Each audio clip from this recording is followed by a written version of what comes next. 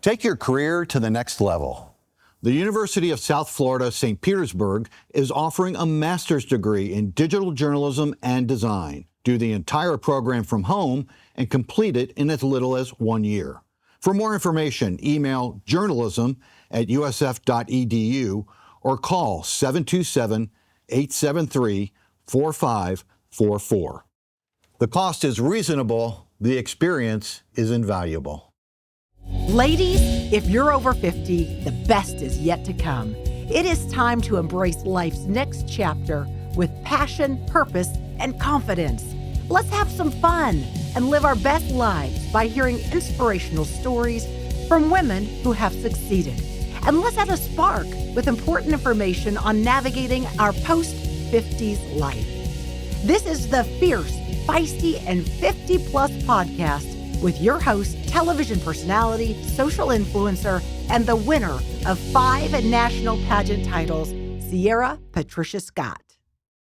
Hello, everyone. And boy, do we have a fun show for you today. And in our Wisdom Warriors, we address a topic that's important to every woman over 50. Not only how to make money, but more importantly, how to preserve it.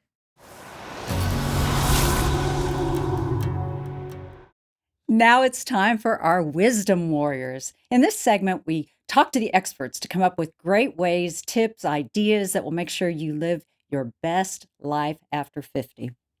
Sadly, when it comes to finances, women are not prepared to retire for the most part. A report released by the Federal Reserve says that the oldest Gen Xers, who are around 60 years old this year, only have about $77,000 in savings. Now, baby boomers are doing a little better. They're about 61 to 79, and they have an average of $165,000 in the bank. But again, probably not enough to retire. Well, we have financial expert from BNY Wealth, Jennifer Garbowicz, with us now. She has been in the business for 21 years, so she definitely knows you can talk the talk and walk the walk for sure. So, Jennifer, thank you so much for joining us.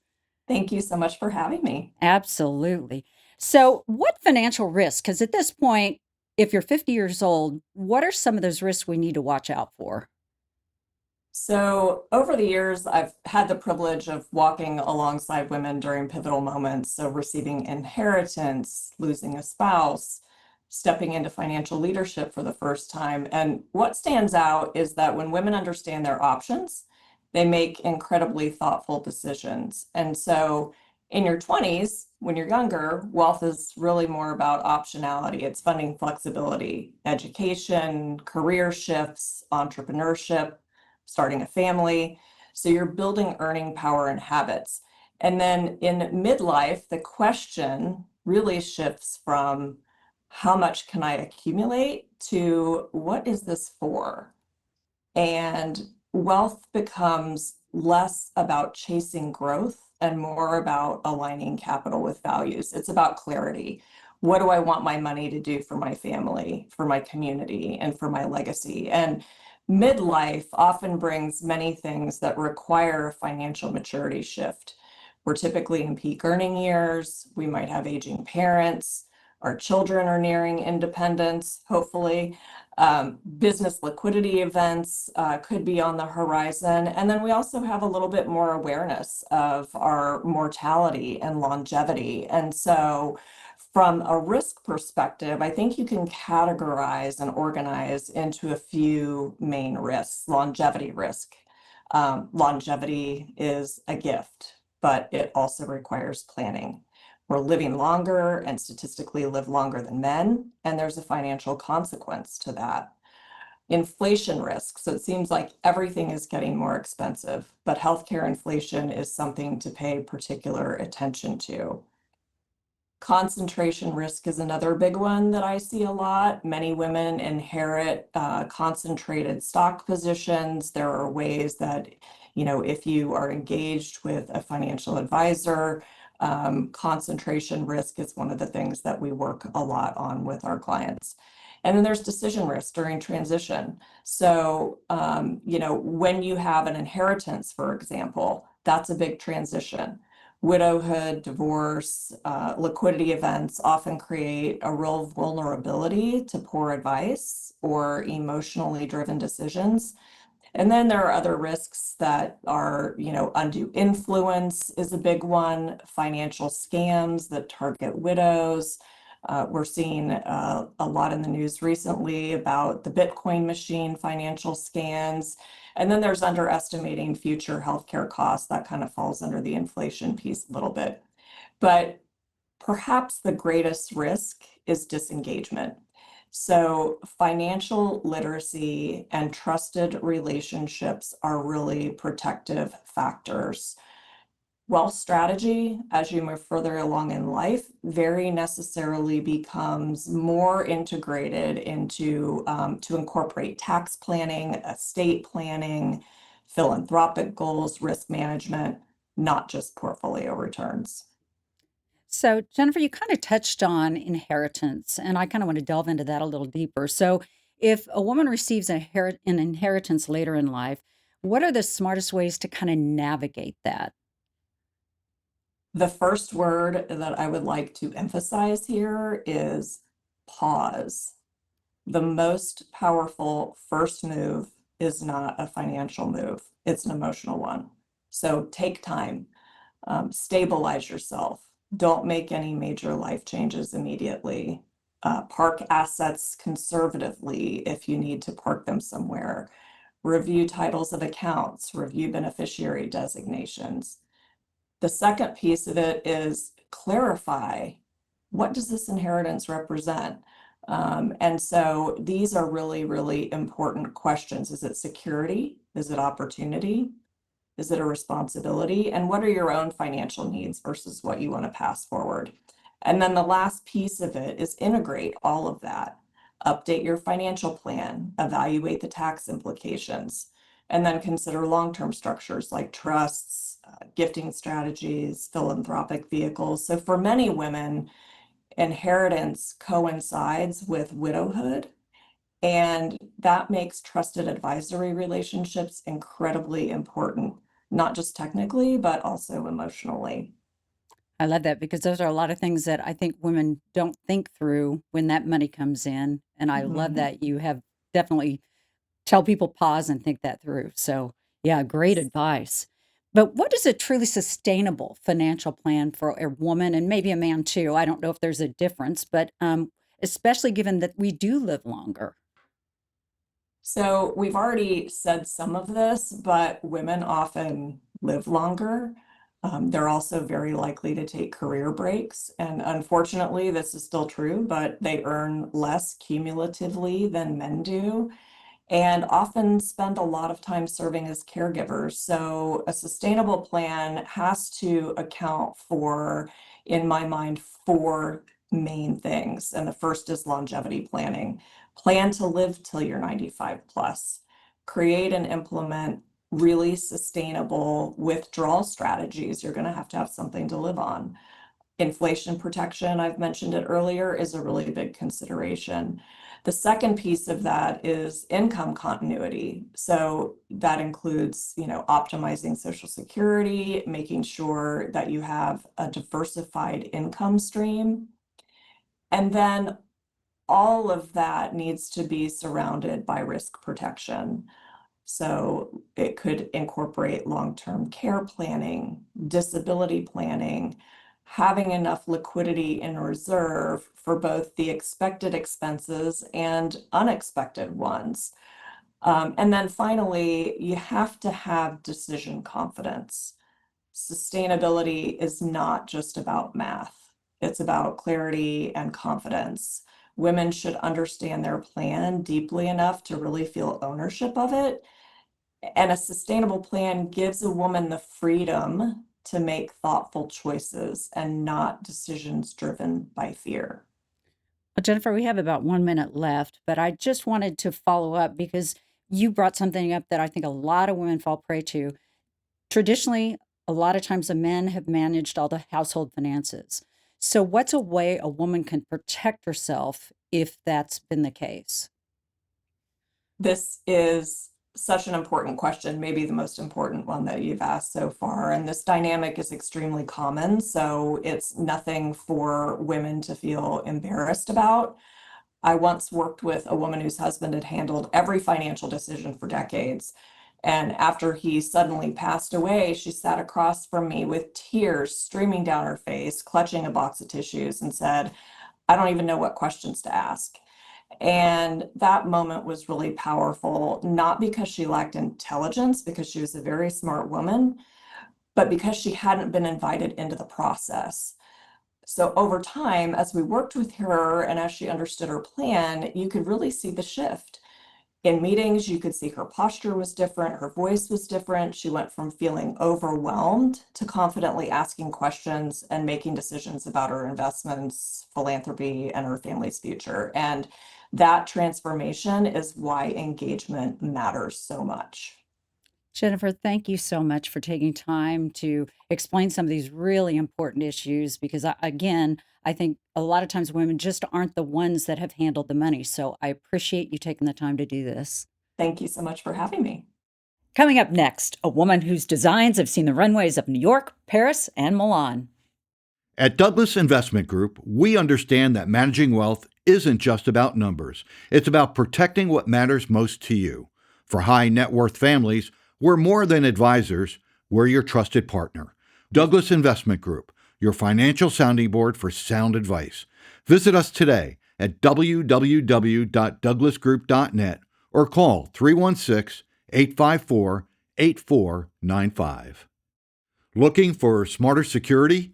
Alert 360 delivers advanced home and business protection with 24/7 US-based monitoring and cutting-edge video technology. Stay connected. Stay protected. Visit alert360.com and experience security done right.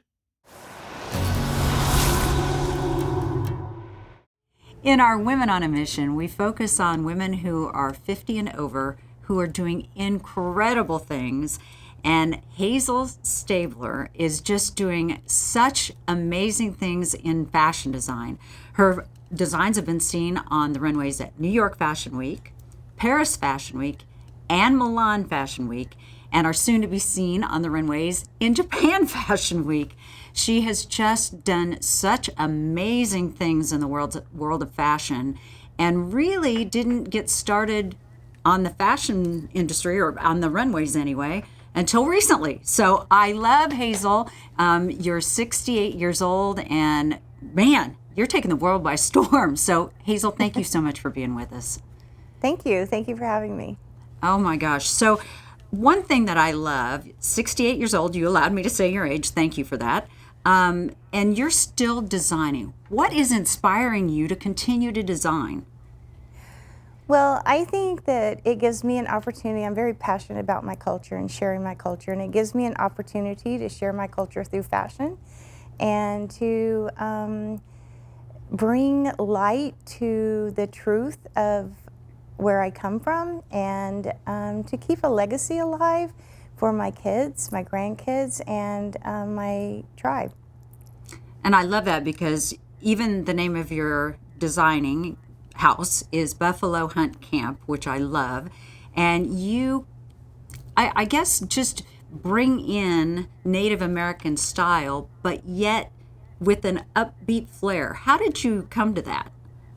Yeah, so actually the clothes that I design can be worn by anyone. Of course, I do traditional clothing as well, and when I do a fashion show, I start with traditional clothing just so the audience can see the inspiration of the tools and the embellishments that I use. And I just think it's important that anybody can wear my clothes because I want it to be universal. You know, I design my own fabric based on traditional designs and symbols, and I want anybody and anybody and everyone can wear them. It's not just for traditional women or men. And I agree with you because I've seen your designs on everybody from politicians to models to just regular people. I love the fact that you really do design for everybody. Yes. So what inspired you growing up? Did you always know you wanted to design clothes, or did you design clothes as a little girl? Absolutely not. I never took home ec. I never learned to sew. I was in 4-H, but I did public speaking and cooking, and I never, like I said, I was a debater in high school. I was in the band. I was a college cheerleader and debater, and I never had any interest. I always was fashion forward, though. I was always interested in and very conscientious about the way I dressed and presented myself. I started having children. I had my first girl, and my mother dressed me in heirloom dresses, like smock dresses and lace insertion dresses, and I wanted to have that for my daughters. So I couldn't afford to buy them, or pay anyone to do it, so the best thing that I could do is to learn how to do it myself. So that was the beginning of my sewing. So when did you finally realize that you wanted to do this as a career? How old were you at that point? I was 35. I was a stay-at-home mom and happened to be in Boston, and I was approached by some people from Harvard University to do a fashion show for a conference they were having in like 6 months of lady chieftains from across the nation. And I said, I'm not a fashion designer. And they said, well, we just want you to wear the clothes that you wear, and how you dress your children, and just, bring those clothes. And so I actually, and it's kind of comical because now I look back at what I did, and it was very primitive, but I actually managed to put on a very successful show, which got more invitations across the nation to go to powwows, festivals. I judged Miss Indian USA pageant in Washington, D.C., and was invited the next year to do a fashion show with the models. And I think just by word of mouth and just showing up and being professional and emulating the image, a positive, clean image of a mature Native woman. I think that's what built it. So what inspires you to keep going? Because most people at 65, they're done. You've designed a lot of clothes. You've had a lot of success already. What inspires you to keep going? I think my love for life. My mother is 90. She still drives and pays her own bills and takes care of herself. And I want to be in that space when I'm 90. I've had some health issues, and I have forced myself to bounce back and be healthy. I think it's important to take care of myself. I was asked one time by one of my doctors that his nurse wanted to know what my secret was, and I said, it's really simple. I'm vain. I just want to be healthy. I want to look good, and I want to live a long time, and I want to enjoy my family. I love that. I love your attitude. I think it's fantastic. I think what's interesting too is you're not just running your own company, but you're also on the school board. Why are you on the school board? Again, you could be retired. Exactly. Well, I think it's important. I worked as a paraeducator briefly, and it opened my eyes to needs that teachers and students needed. My mother was a teacher for 50 years. I have 2 daughters that are educators.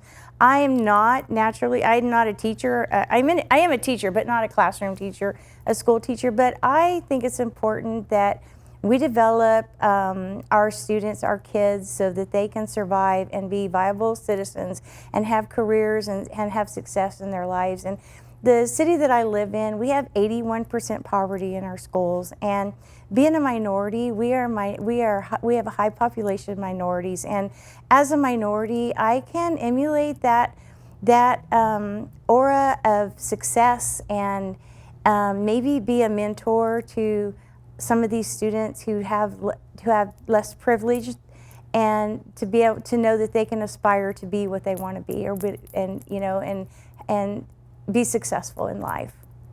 We have time for one more short question, so Okay. I'm really curious to see what you're going to say. If you had to give advice to someone who wants to be a Hazel Stabler, what advice would you give to them?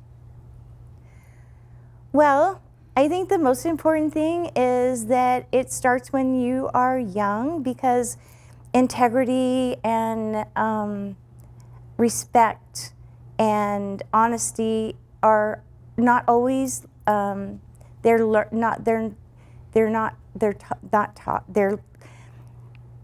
not natural. You have to develop them, and I think it's important that you start early to develop the kind of person that you want to be, so that you can set a path And you have to be consistent in whatever your dreams are. And not to say that there's a lot of bumps in the road and there's a lot of detours. I feel them practically every day. I have a detour, but I have to remember to keep going forward on the path that I set for myself, the path of longevity, the path of living a life of living a whole life of having integrity, honesty, trustworthiness. I am a compassionate person, and I always look to help a person along the way that has less than I have. And I think it's just important to be consistent in your beliefs and not waver and not listen to outside sources to try to change your mind, that you have to set your own goals and set your own have your own beliefs to attain the goals that you have for yourself. Wow, that was great advice. Hazel, thank you so much. I can't wait to see what designs you come with next. Thank you. Thank you so much.